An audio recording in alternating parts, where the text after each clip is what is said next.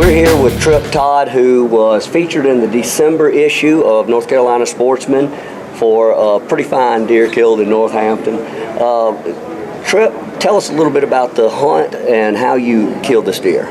Well, I left Raleigh at about 3:30 that morning because I was at work, and I left, and I drove from Raleigh to Northampton County where my grandparents live and have land, and I got there at 5:30, somewhere in there, and I got there and I changed my clothes and I slugged down a big thermos of coffee because I was dog tired, and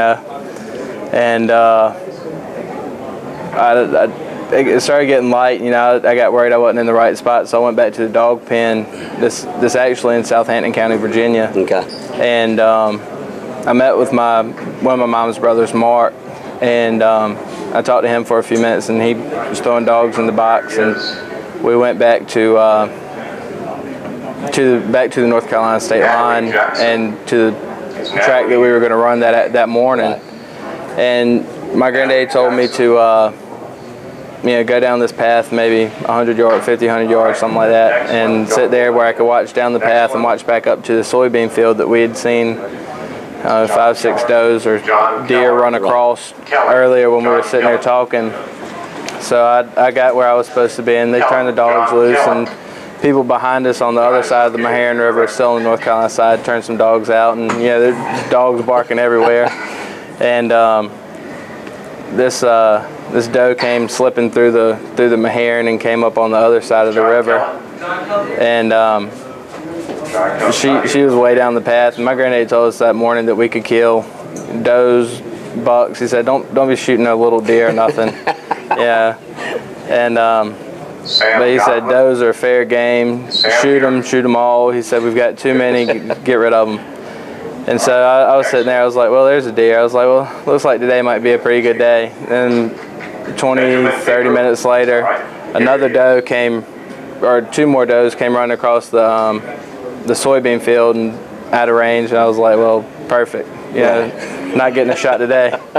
And so it got to be about lunchtime, and my granddad came flying down the path and stopped, and he was like, well, we're going to eat some lunch. They're going to round up the dogs, get some new ones, whatever. And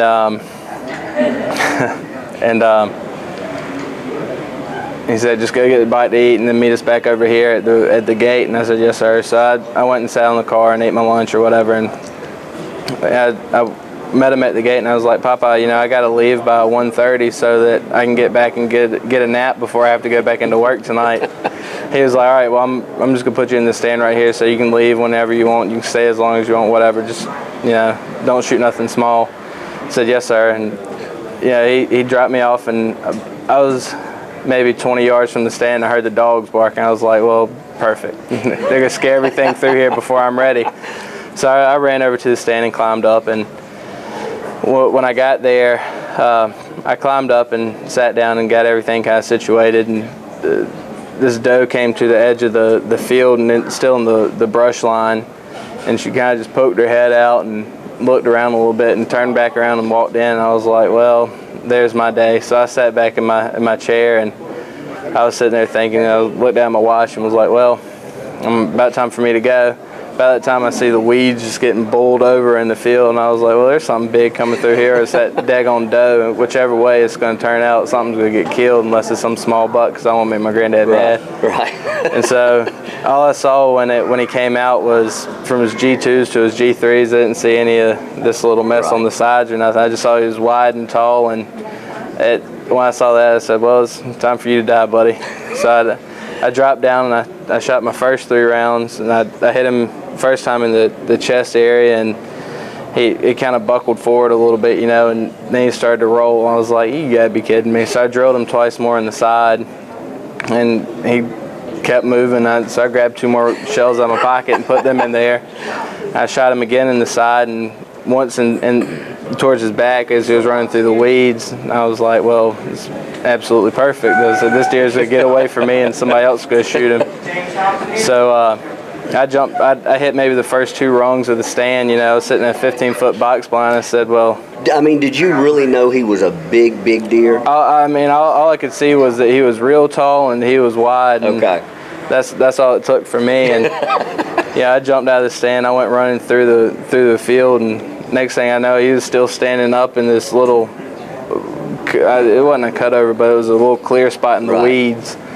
And I saw him standing there, and he looked at me and looked back away and kind of turned like he was going to move again. I said, "No, sir," and I shot 3 more into the side of him.